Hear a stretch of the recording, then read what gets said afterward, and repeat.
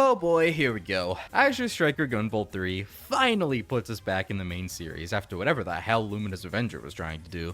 I've actually gotten a good bit of comments explaining that Luminous Avenger was apparently always supposed to just be filler while we wait for Gunvolt 3, hence its total disconnect from everything else. So, fine, whatever. Obviously that means this is where we get our continuation of Gunvolt 2's ending.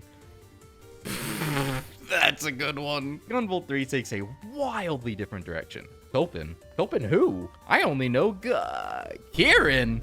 Alright, let's take a step back. Azure Striker Gunvolt 3 was not the sequel anyone was expecting.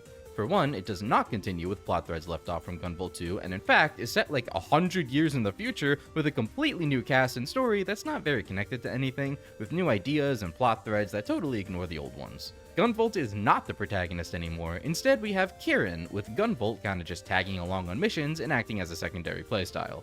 So we have a sequel that totally spits in the face of its predecessors while also shoving the titular character of the entire series to the side. People hate this game, and if you want to know where I stand, this is my favorite Gunvolt game, and it's not even close.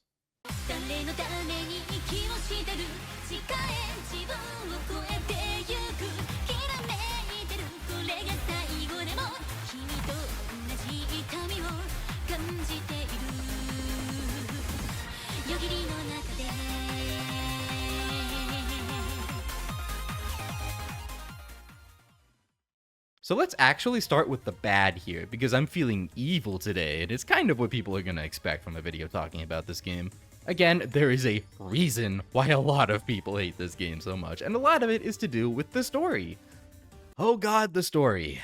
About 50, 100, whatever the fuck amount of years after Gunvolt 2, we find ourselves following Kieran, who belongs to this organization called Shadow Yakumo, who kinda just, investigates anomalies and makes sure that no paranormal, abnormal, semi-normal shit gets mishandled. Kieran's power is perfect for this job. She can seal things. Yeah, that's just about as vague as it gets. She throws talismans at enemies to seal their power, meaning her entire power is literally just to neutralize threats. And oh boy, is there a big anomaly being detected in the heart of the Sumeragi Future Institute of Technology. Fuck saying that every single time, it's the Institute. The whole first mission sees Kieran breaking into the Institute and dealing with what she thinks is the leader of the Primal Dragons, this anomaly. And upon sealing away this Primal Dragon power, we see that this dragon is none other than Gunvolt. And here is where the story really kicks off. Gunvolt has ascended beyond just being an adept. He is the Adept's Adept, a Primal Dragon. Yeah, I wasn't kidding when I said they just totally went with something new here. In fact, Gunvolt awakened to this ability soon after Gunvolt 2, hurting Quinn in the process, and being totally unable to control it, swiftly turned himself into Sumeragi so that his power could be quelled and he wouldn't hurt anyone else. Hence his being basically unconscious in the heart of the Institute since the last game. That's about the only connection we ever get to prior games. Holy shit, Gunvolt willingly turned himself into Sumeragi. So here's the deal. Primal dragons, much like adepts, are not necessarily evil, and I actually love this about Gunvolt 3. Obviously, adepts weren't evil either, but the ones you were fighting most certainly were in prior games. Now, the world is facing a problem where a lot of adepts are awakening to primal dragon powers and are totally unable to control it. So Gunvolt and Kieran set up a little company called the Dragon Saviors, dedicated to defeating and helping out the rogue primal dragons, who then join your team. These rogue primal dragons you fight as the bosses of stages for the first half of the game become part of the main cast and dedicate themselves to the Dragon Savior cause as repayment. And this is by far my favorite cast in all of Gunvolt. Everyone is so lively, and the support conversations with them are actually funny and brimming with charm and personality. It definitely helps that the English dub is incredible too.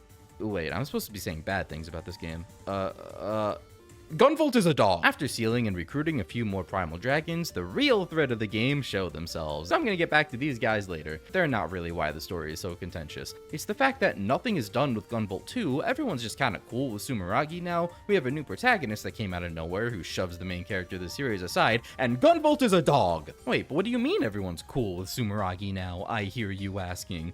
I mean, Kieran's organization, Shadow Yakumo, are essentially business partners with them, and the Dragon Saviors are officially a division of Sumeragi. Yes, Kieran and Gunvolt choose to work under them. This is kind of a theme throughout the entire game. I'm serious, this game is actually sympathetic to Sumeragi. And no, they have not changed over the last century. It's not that they got better or turned over a new leaf or anything. They're basically the same company with similarly shady practices, but there's this underlying sentiment that the good they do outweighs the bad they do. Something that the entire series up until now has been vehemently against. Even Gunvolt himself says numerous times in the game that, they may have made some mistakes, but they've been keeping the peace and they've helped a lot of people. Bullshit. I would go as far as to say this is borderline character assassination. The first game opened up with saying that Sumeragi's been doing a lot of good peacekeeping. But that's not the point. The point is that they're still shitty. And yes, people change. Just because someone used to think some way doesn't mean they always have to think that way no matter what. That's the beauty of development and ongoing storylines. Things change. And basically an entire century has gone by, so I could maybe forgive this if it was being said with that century's worth of hindsight in mind, but that doesn't really make any sense here because Sumeragi has been active that entire time. Still up to their same shit. And the kicker is that even what Sumeragi was doing 100 years ago would be fresher in Gunvolt's mind than in anyone else's, given that, he's been unconscious most of the time. So basically, nothing has changed, and nothing has happened to give anyone, much less Gunvolt himself, any reason to basically do a total 180 on Sumeragi. The entire point of Gunvolt 1 and 2 is that what Sumeragi does behind the scenes is inexcusable, period. There's an entire stage in this game dedicated to exploring how Sumeragi used Gunvolt's Primal Dragon energy output to solve the entire country's energy crisis, and that's awesome. That's also the point. They have the means to help the country and even the world. And Gunvolt's argument in this game is that they always have done that, which is true. Again, the first game opens up with that fact. But they also didn't need to do any of the equally horrid things they did at the same time. They didn't need to perform human experiments on adepts, but they wanted that knowledge for power. They were willing to completely silence Copen's father, who was an extremely intelligent and important scientist in their division, just for suggesting that maybe doing this is a bit dangerous, not to mention morally incorrect, with the hard proof to back it up. But Sumeragi didn't care. They just killed them and kept on keeping on anyway because they wanted knowledge that would keep them ahead of the game. And hell, they didn't need to, attempt human genocide on multiple occasions, but clearly Sumeragi is full of people who want that. And they all would have succeeded if not for Gunvolt. Sumeragi has shown in the most blatant way that all they care about is money and staying on top of society. That's it. They're not noble, they're not doing the right thing, they are an inherently selfish and evil organization, and nothing is shown in Gunvolt 3 that would lead anyone into believing that that has changed. Anyway, this game is amazing. Okay, so a lot of this game's story is questionable, but do I care that much when this game is so much damn fun to play? Oh, Gunvolt isn't the primary playable protagonist anymore. Move over, bitches. Kieran has entered the building. I don't know how they managed to top Gunvolt's gameplay with Copen's and then proceed to top Copen's gameplay with Kieran's, but my god, they have done it. This is the most fun to play Gunvolt game. She has a certain amount of talismans she can throw and basically tag enemies with, which will seal a portion of their health bar to actually do damage proportionate to how much is currently being sealed. She has a melee attack or an ability called the Arc Chain she can use thanks to Gunvolt. This essentially uses Gunvolt's lightning to teleport her to all enemies currently tagged with talismans, nothing personnel style, and damages them that way.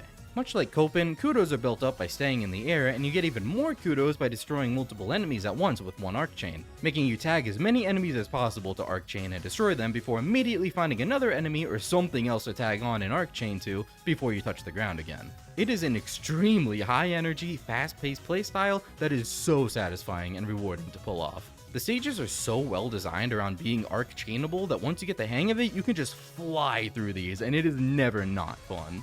And the way they incorporate arc chains in boss fights with teleportation being required to dodge a lot of attacks is just so unbelievably cool, and they really push your limits. Some of these boss fights are no joke. Suffice to say, as Gunvolt games tend to do, this game nails its bosses. Interestingly enough, your kudos don't actually ever reset like they did in previous games as punishment. The only time they ever do is when you die.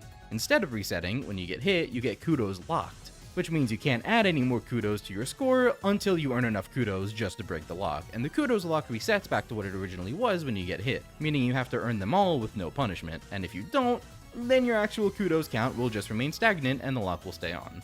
The amount of your kudos lock is also proportionate to the amount of actual kudos you had at the time, so the more kudos you had when you got locked, the more you'll need to break the lock. Which means it still gets very tense when going for score, and getting hit can still be a pretty big blow.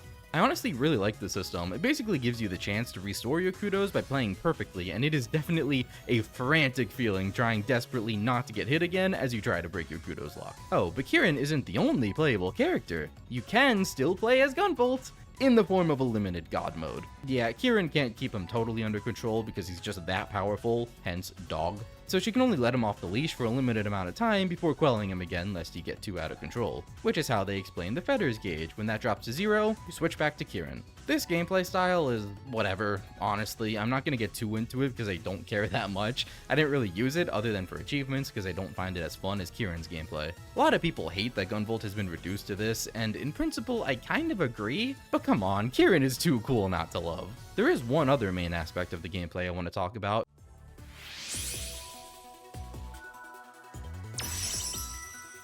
It's a fucking gacha game! There is no gear system. Instead, there are image pulses. These have nothing to do with the story, by the way. They're just a convenient way to constantly reference Gunvolt 1 and 2, and also have Lumen back in the cast. Yeah, no, you're right. You're remembering correctly. She was gone by the end of Gunvolt 2. It seems I have once again underestimated the corporate ability to shoehorn in familiarity to push sales when story-wise it makes no fucking sense. Image pulses are brief mirages based on Gunvolt's memory that can be summoned to aid in battle. Lumen's image pulse, conveniently enough, is the only one that is able to indefinitely stay visible. Oh boy, I wonder why. You can equip passive image pulses and, I guess, active image pulses, sure, we'll go with that you can use as special moves throughout a stage. These are mainly offensive attacks or healing abilities. And how do you obtain these image pulses? By getting them as random stage drops, of course. Each stage has a set pool of image pulses it can give you. You get 3 random ones automatically from clearing a stage, an extra one for finding all the collectibles in that stage, and an extra one if the boss of that stage resurrected. Oh yeah, the bosses have anthems. This entire system is clearly just a massive attempt at nostalgia baiting, I guess? Yeah, it's been 8 years. Sure, nostalgia baiting. But you know what? I love it. Okay, the randomness of the drops, the gacha element, especially when there's a secret ending requiring you to get all of them, we'll get back to that later, kinda sucks, but the system itself is really fun. There are a ton of image pulses, and I honestly couldn't really care less about the active ones. They're all just different methods of healing or weird offensive attacks with hilariously specific trajectories. No, the passive image pulses are where the real variety is, and you can make some insane builds with these. You can make your jumps more floaty, deal more damage, earn more kudos at the cost of max HP. There's a lot of variety here, and it basically just lets you create your entire own playstyle, even more so than the gear system in previous games, to be honest. So in that regard, I think this is a strict upgrade, even if it can make you a little bit broken. Besides just the gameplay itself, there is a lot of extra content to be found here too. Different difficulties are unlocked after clearing the main story, Demanding and Merciless, which mainly just make the bosses harder, but Merciless disables passive image pulses entirely, save for like 2 specific ones, and make active image pulses a one-time use, even across deaths, which means the only way to reset them is starting the entire stage over. It's actually kind of brutal.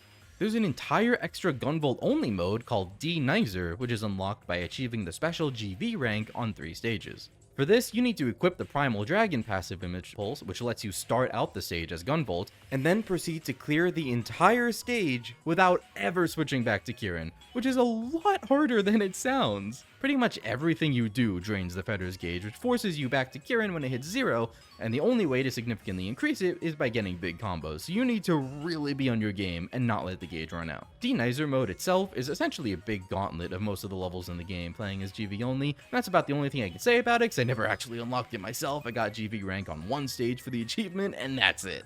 There are extra DLC bosses that are insane, an entire prologue following the antagonists that take place after the main story. There's a lot to do here, and I adore this game for that. And speaking of the antagonists, let's talk some spoilers, because I love both them and the final boss in general. And there's also a secret ending to be had, so this is your warning. First off, the antagonistic group in Gunvolt 3 is a foreign organization known as Attempts, who actually don't end up doing all too much, to be perfectly honest. They're only introduced in the mid stage, and then you don't really know what they're doing until like the last 2 stages. But the deal is that they're trying to find the real leader of the Primal Dragons, the first ever Primal Dragon, known as Mobius. They want to harness his power to, take over the world. Pretty standard. But here's the thing that I think makes them really interesting. Their intentions are not evil. In fact, Zed, the leader of the group, who's also the leader of his own country, really just wants to rule the world in order to have the power to help it. He wants to be a benevolent ruler. And really, the only reason he's doing it this way at all is because he doesn't trust Sumeragi with a 10-mile pole, which some people could stand to learn from. At least Gunvolt retains some semblance of wisdom and recognizes that no matter how pure your intentions are, no one can be the sole dictator of the world, and power does corrupt, and thus they are put at odds. The group is made up of Zed, some other members that just act as bosses of stages, sure, whatever, but included in this group is also Layla, whose adept ability is that of the Muse. Yeah, she has a muse, just like Lumen, called Lucia, and while you never actually fight her directly, Lucia is used to resurrect bosses after you defeat them for a round 2 in their own version of Anthem. It's not just the entire fight again, they have like 0 defense in Anthem and don't use their special skill again, so it's just a short kind of last stand thing, and it's random when it happens. Although it's more likely the more kudos you have, and you even get an extra image pulse drop for defeating a boss when they use Anthem. I just like this idea as a familiar parallel to Lumen's own Anthem. Also, Zed's entire adept ability is the power of the sun. Come on, how fucking cool is this aesthetic? The fiery wings, the rainbows, the ethereal bright colors.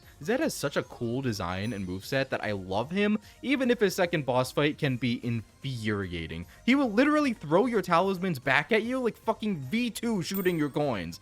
Oh my god, dude. This guy is cool, but he's not the final boss. In all their infinite wisdom, they all decide to have this big brawl right in front of the container that Atems has Mobius trapped in. Real smart.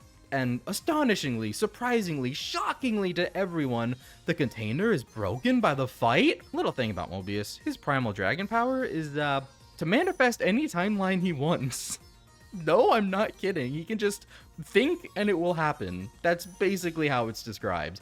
To be a little more specific, it's technically to manipulate probability. In fact, it's a power so great that it's not even considered a septima. Instead, this is known as, quick, what's bigger than 7? Octama. And what Mobius is thinking about, transmitted as a vision to everyone shortly before the Zed fight, is Primal Dragon Gunvolt destroying the world. Mobius wants chaos and destruction. So they have to fight Mobius, yada yada, nothing much to say here because that isn't the final boss either. After fighting Mobius in his container, he decides that he will have his vision come true, god damn it, and Mobius then proceeds to basically possess Gunvolt, and the true final boss begins. This is my favorite boss in all of Gunvolt. I'm sorry, it's too cool. Gunvolt is begging for Kieran to kill him because he figures that's the only way to prevent Mobius' desired future. Kieran absolutely refuses, and Gunvolt is screaming in agony the entire fight as he bends to Mobius' will.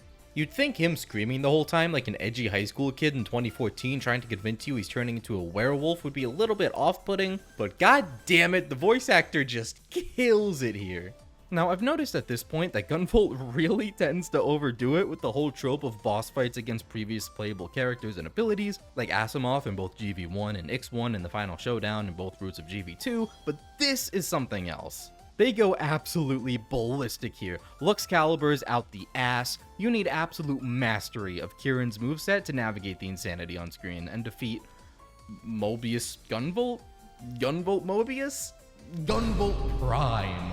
To help in the fight, Zed lends Kieran the power of Lucia, which makes her talisman seal for more damage, and yeah, sure, utility, whatever. More importantly, this puts on a killer soundtrack. Seriously, Lucia's anthem theme playing over this fight is just the cherry on top. It makes this already awesome fight even more hype.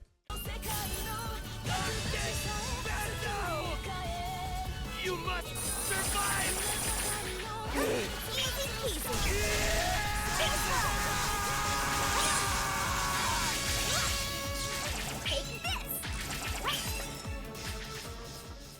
And of course, just like the other main Gunvolt games, there are multiple endings. But the ending you get solely revolves around how you fight GV Mobius, so no prior preparation or anything is required. See, remember, Kieran doesn't want to kill Gunvolt, so you need to use that to get the best ending, which is such a cool idea. The structure of this fight is unique.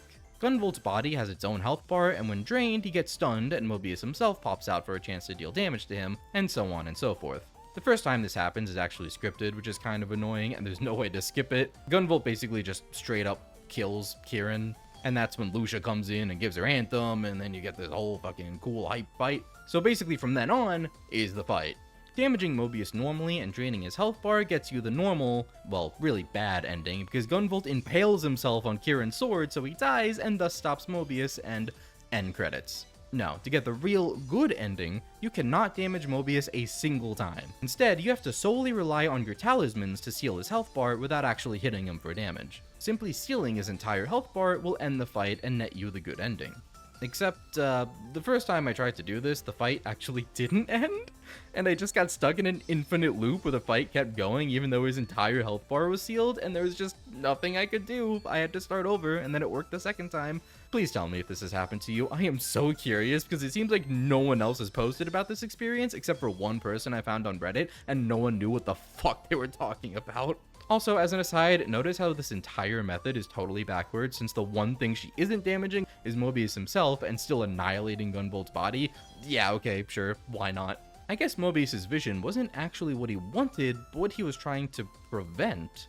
And he wanted Gunvolt's help to do it, I think? So Gunvolt voluntarily fucks off to the ethereal beyond with Mobius to help save the future, or whatever, and that's it! He's gone! That's the end of the game!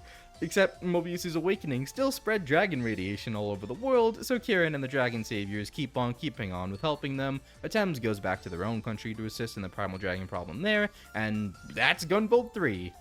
I don't know how to feel about that ending.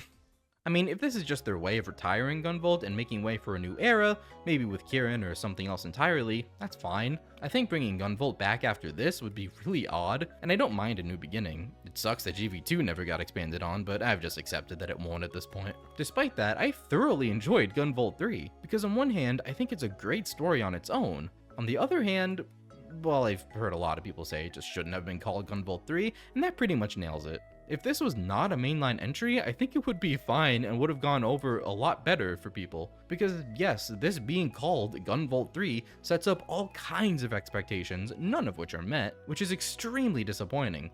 But the game itself is amazing. What this game does do is really something special. No, it should not have been marketed as a mainline entry. Yes, I really want them to follow up on Gunvolt 2's stinger ending as well as Copen's journey, but also yes, I think the story they tell in Gunvolt 3 is a good one, and it's kind of insane how that alone seems to be what polarizes people so much about this game. The only thing I find genuinely egregious about this is the big pro-Sumeragi vibe they got going on. It's not great. But overall, Gunvolt 3 is by and large my favorite Gunvolt game. But we're not done quite yet, because here's something insane. It would be one thing if they just totally ignored GV2 and did their own thing, but it's an entire other thing if they did that and then proceeded to acknowledge that fact at the very end and basically laugh in our faces about it.